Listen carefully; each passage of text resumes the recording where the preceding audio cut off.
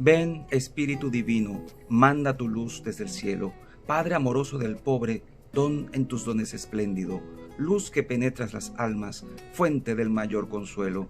Ven, dulce huésped del alma, descanso de nuestro esfuerzo, tregua en el duro trabajo, brisa en las horas de fuego, gozo que enjuga las lágrimas y reconforta en los duelos. Entra hasta el fondo del alma divina luz y enriquécenos. Mira el vacío del hombre si tú le faltas por dentro. Mira el poder del pecado cuando no envías tu aliento. Riega la tierra en sequía, sana el corazón enfermo, lava las manchas, infunde calor de vida en el hielo, doma el espíritu indómito, guía al que tuerce el sendero. Reparte tus 7 dones según la fe de tus siervos. Por tu bondad y tu gracia, dale al esfuerzo su mérito. Salva al que busca salvarse y danos tu gozo eterno. Amén. Hermanos y hermanas, sean todos bienvenidos a esta edición especial de meditaciones con ocasión de Pentecostés. Estamos en el día 6 y siguiendo el orden del profeta Isaías, cuando nos dice en el capítulo 11 de su libro: reposará sobre él el espíritu del Señor, espíritu de sabiduría y de inteligencia, espíritu de consejo y de fortaleza, hablándonos de los dones mesiánicos. La fortaleza es el don que nos ocupará hoy, un don muy necesario para poder dar testimonio de la fuerza de Jesús, del poder de Jesús en nuestra vida, para poder incluso dar la vida por él y no dejarnos agobiar por ninguna de las circunstancias adversas que podamos atravesar en nuestra vida. Yo meditaba que quizá en este tiempo el don de fortaleza puede ser para nosotros uno de los más útiles dones que necesitamos en medio de esta circunstancia de pandemia, donde todo puede confundirnos, debilitarnos, amargarnos, entristecernos, deprimirnos.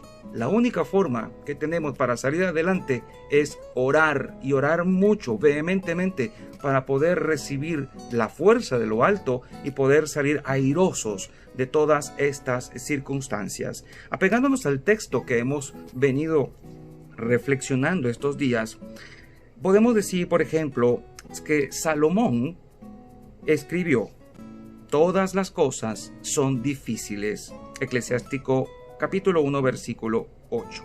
Y es que realmente la vida es un continuo reto, son continuos desafíos que se nos presentan. Se necesita pues una fuerza muy grande para hacerle frente a la vida misma, para no ser derrotados. En la actualidad, muchas personas se sienten así, derrotadas, vencidas, desalentadas, en frustración. Nuestra sociedad se encuentra realmente corroída por muchísimos vicios: el adulterio, las borracheras, el odio, la pobreza crónica o la pobreza injusta, fruto de la injusticia social, la pérdida de los valores esenciales, o digamos hasta la inversión de valores. Hoy se llama bueno a lo malo y se llama malo a lo bueno. ¿Qué está pasando?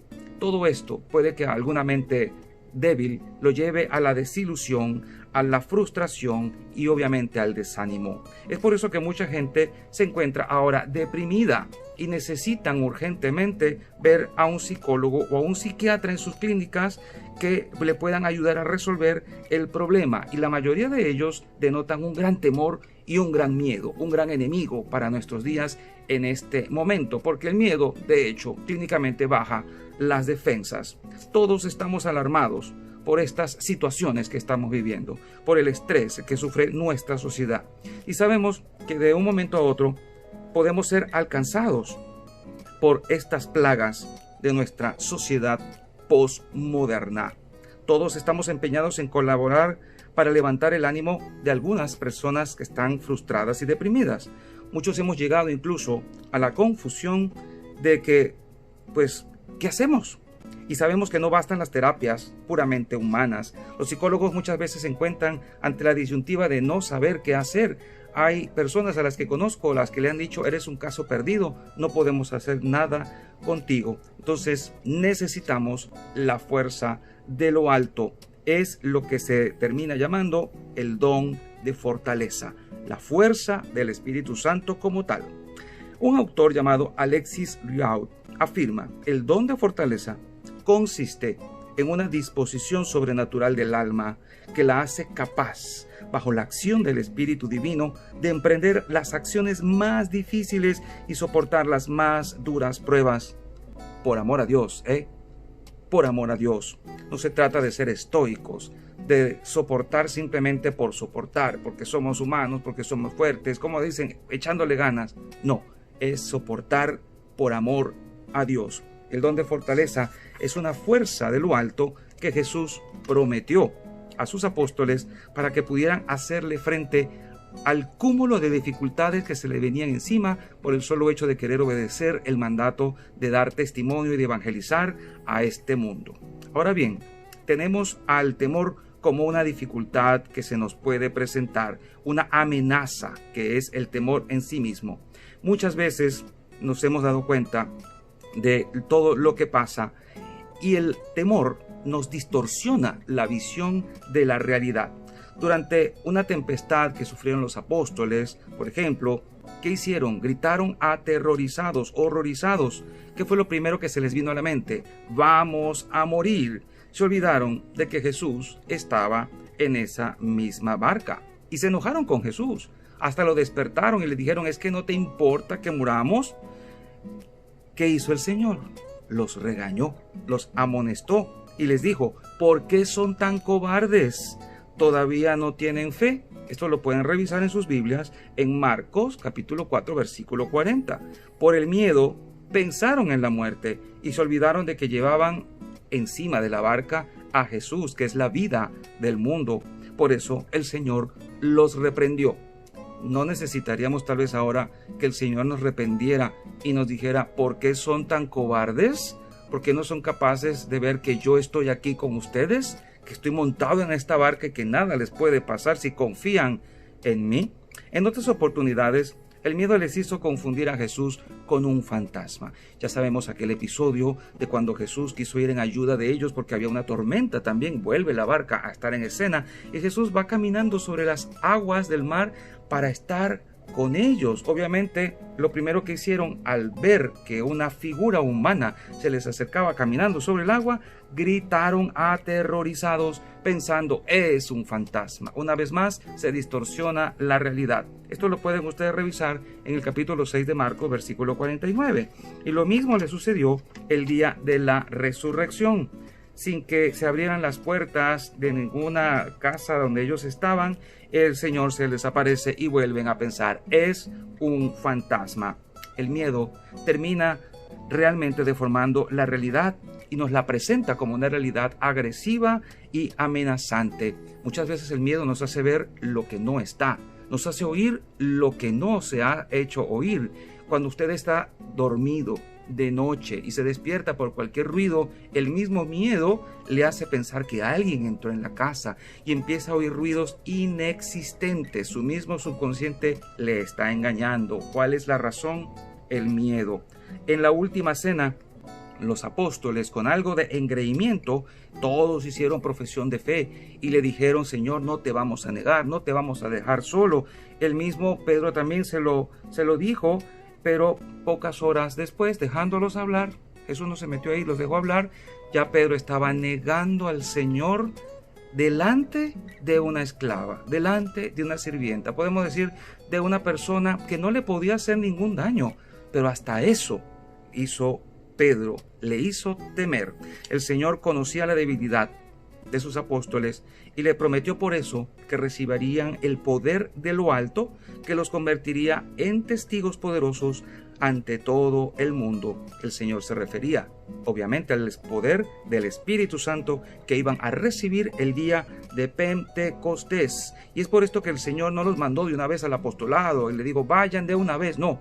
Quédense, no salgan de la ciudad, quédense aquí hasta que sean revestidos de la fuerza de lo alto. Capítulo 24 de Lucas, versículo 49. Y es que una misión así tan alta no podía ser llevada a cabo meramente por fuerzas naturales. El Señor sabía muy bien que sin ese poder de lo alto, sus apóstoles se hubieran convertido rápidamente en apóstatas.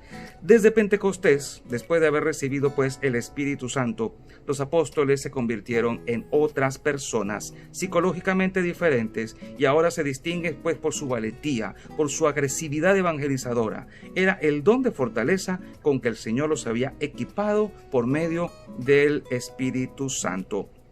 El libro de los Hechos de los Apóstoles nos da narraciones interesantísimas de cómo los apóstoles se defendieron y enfrentaron los múltiples castigos y las adversidades que tuvieron que enfrentar ante las autoridades precisamente a causa de Jesús. Hay que obedecer a Dios, dijeron, antes que a los hombres, en Hechos 5, versículo 29. También hace constar el libro que al salir de la cárcel, después de haber sido vilipendiados, maltratados, los apóstoles iban contentos y alegres de haber sufrido ultrajes en el nombre de Jesús. Hechos 5, 41. Era pues el don de fortaleza el que estaba allí actuando y que los había convertido como en leones rugientes ante los que querían silenciar para la misión evangelizadora. Todos los apóstoles murieron mártires de una manera espantosa. Fíjense, por ejemplo, que el primero en ser martirizado fue el apóstol Santiago, el mayor, quien fue degollado. También Pedro fue crucificado boca abajo y a Andrés lo crucificaron en forma de X. A Tomás lo mataron a lanzadas. Algunos dicen que Juan lo lanzaron al final de su larga vida en un perol lleno de aceite hirviendo o de agua hirviendo. Algunos dicen una cosa u otra, pero quizás su verdadero martirio fue el vivir tantos años y ver cómo sus hermanos y la iglesia que había fundado el Señor, su comunidad, había sido tan duramente tratada en este mundo. Cada uno de los apóstoles murió dando testimonio de que creían que Jesús había muerto y resucitado para nuestra salvación. Esta transformación tan evidente de miedosos y cobardes en mártires valientes solo se explica por el don de fortaleza con el que el Señor equipó a sus apóstoles el día de Pentecostés. Ahora bien, miremos un poquito a Jesús, lo que le pasó a Jesús el día de la oración en el huerto. Jesús estaba agonizando.